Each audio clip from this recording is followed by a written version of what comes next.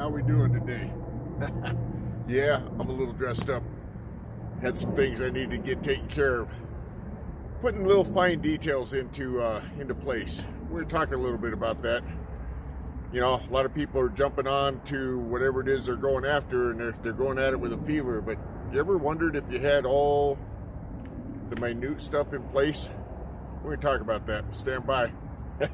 By the way, it's Don. It's the Director of Fun, and you're going to like this.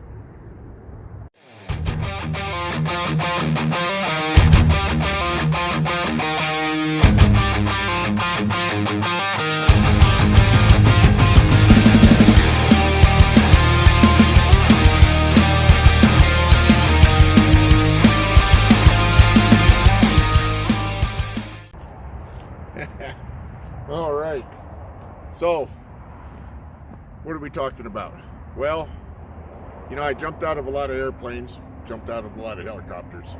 Now, you may not know this, but there's some things that are really good to have when you're going to jump out of something way up there. Like a parachute on the back, that's always a good thing. Possibly a reserve, depending on the type of jumping you're doing. But you know, there's some small things that are really important to have in there, like making sure it's packed right. So in a military jump, static line jump, when you jump out of the aircraft, if that's not packed right and it doesn't come out of that bag that's on your back, guess what?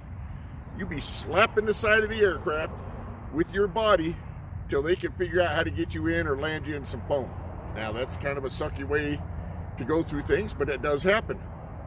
How about, well, on a static line jump, you got this cord that comes from up there. It's on a relay. It comes down here, and if you don't hold it a certain way, when you go out that door, it's going to wrap around your arm.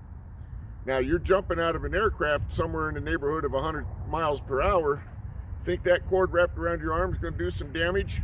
Well, if you don't lose your arm, it's going to have some problems. Little details. What about knowing how to land? See, in a military jump, when you hit the ground doing 21 miles per hour, give or take on wind conditions, and not always are they favorable. That's not including that all the extra gear that you're jumping with, and the weight that you have beside your own body, because we jump with a lot of stuff. So if you don't take the time to learn and to get all these details down, you could have some issues, right?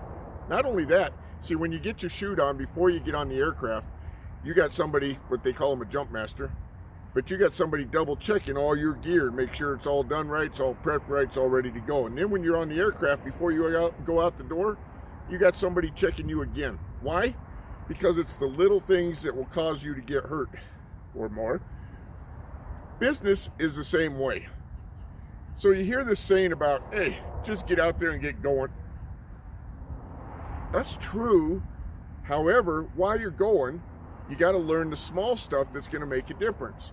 You know, when I was a kid, my dad's favorite saying was, or one of them was something to the effect of sink or swim, right? Jump in the lake, you'll figure out how to go. And you do. Or you don't, but most of the time you do. Now, when I was 8, I could swim. I learned how to swim, but I wasn't a great swimmer. At somewhere around 14 or 15, I did a mile swim for a badge and some competition in a lake that had ice in it at 7:30 in the morning. That was cold. But I probably could have never accomplished that at 8 because I didn't have the small skills needed. I was lifeguard certified at 15. I couldn't have done that at 8 either because I had to learn the little things that set me apart in the swimming. I had to learn the little things that I didn't know about jumping out of an aircraft with a parachute to make me great at it. In business, it's the same way. So if you know people that are at the top of your particular company, I promise you they've got little things down that make a difference. I'll give you my own story. So a year and a half ago, I decided to get back into entrepreneurism. I've been out for about 6 years, been in entrepreneur businesses and owned my own businesses for the last 20 years before that. Here's what I didn't know. Everything's online. Here's what else I didn't know. I didn't know anything about online. Well, the coaches I was working with at the time, they're talking all these words and how you do this and everything. And I like, how am I supposed to do that? I don't even know what that is.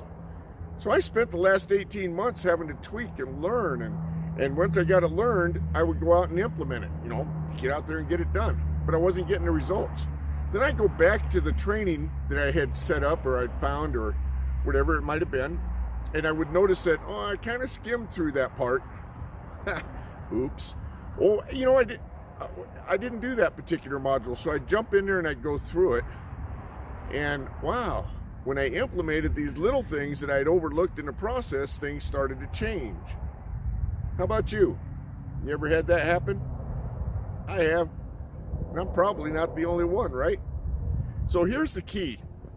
Self-development in the mind, imperative, but self-development and skill set, also imperative. A lot of people say, well, I ain't paying for that. That's dumb. That's ridiculous. I got news for you. About a decade ago, I was involved with a company that's no longer here, but that owner, and you see that a lot with companies, right? That's why you got to keep yourself protected from multiple streams of income. But at the time, we were doing real estate investment education. It's a $20,000 course. Best course I ever bought. Was all hands-on instruction for people who were doing what they were teaching. But I had people that tell me, I'm not paying that kind of money. I can go to the library and learn that. Those people still have never made the kind of money I was making back then. Because nobody actually sits down at the library to try to figure it out, number one, let's be real. Nobody sits down on Google and tries to figure a lot of it out. For the most part, let's be real, it don't happen. And even if you do, you're diving through a lot of information that you don't know how to separate and sort out because you haven't been there before. So you might be studying stuff that's not even relevant to the goal you're trying to accomplish. Same thing in your current business. If you're not willing to spend money to learn, and I don't mean you got to spend thousands of dollars, although you'll want to if you want to be on some of the high-end stuff, but to start with, you don't have to. But you've got to get the right education, you've got to get the right tools, and you've got to get something that turns money quickly in your hands so that you can move on to other levels, whether it's education, self-development, or high-ticket items, whatever your goal is.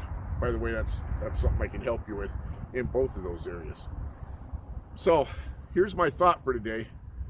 Don, the Director of Fun, likes that title because I like to go out and have fun. Whether it's dressing up for a nice 5-star dinner, whether it's dressing up to go camping in some bag clothes, whether it's just hanging out, whether it's out smoking and barbecuing and doing all that kind of stuff. Fun takes a little bit of free time and a little bit of money. Some of it takes a little bit more free time, and some of it takes a lot more money. You'll have to decide what that level is of importance for you. What I'm here to do is help you get the skills and the drive and the setup so that you can have the free time, because at the end of the day, what you're really after, what I'm really after, what we're all really after, financial and time freedom. The ability to go places and do things that we want when we want, with the income coming in above our needs to be met every month, so we can go out and enjoy life.